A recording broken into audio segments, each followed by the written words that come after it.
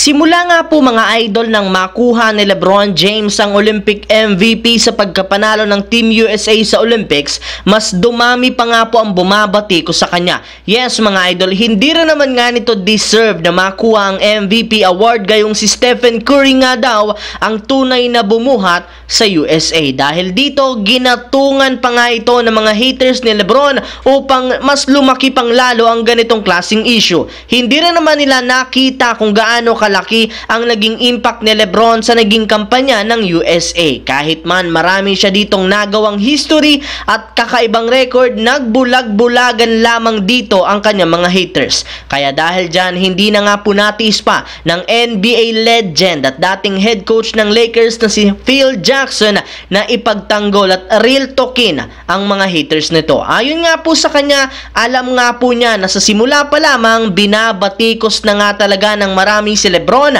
dahil nagagawa nito ang hindi nila kayang gawin sa basketball. Wala nga silang ibang kayang gawin kundi siraan at batikusin ang lahat ng mga magagandang nagagawa ni LeBron James. Samantala, napakatagal nga po na naghihintay ang mga fans ng Los Angeles Lakers para makagawa ng pagbabago o trade ngayong off-season, ngunit hanggang ngayon wala pa rin naman nga silang nakukuhang malaking pangalan.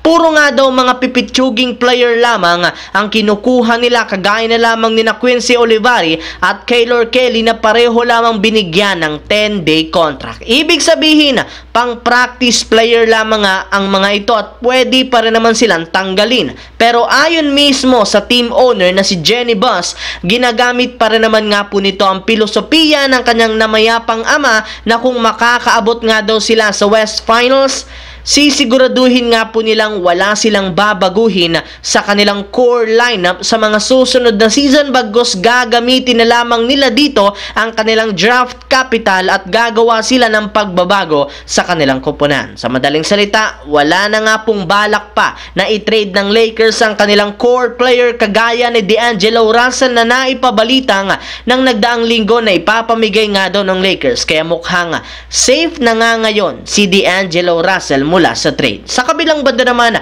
dahil nga sa pagbangko ng USA kay Jason Tatum ng 2 beses laban sa Serbia, hindi na nga po nakapagtataka bakit merong itong sama ng loob, lalo na kay Coach Steve Kerr. Kaya noong tanungin nga ito kung kaya nga bang talunin ng reigning NBA champions na Boston Celtics ang lineup ng Team USA, agad nga siya ditong sumagot ng oo. Yes mga idol, naniniwala si Jason Tatum na kaya nilang patumbahin ang kasalukuyang lineup ng USA kahit nanalo man ito ng gintong medalya. Bagamat napakaraming talentadong superstar, mas malakas rin naman nga daw ang chemistry ng lineup ng Boston dahil mas matagal silang nagkasama. It's all about chemistry nga daw talaga ang labanan. Isa pa, mas loyal pa rin naman nga siya sa Boston, kaya kahit ano man ang mangyari, susuportahan pa rin naman nga po niya ang kanyang koponan.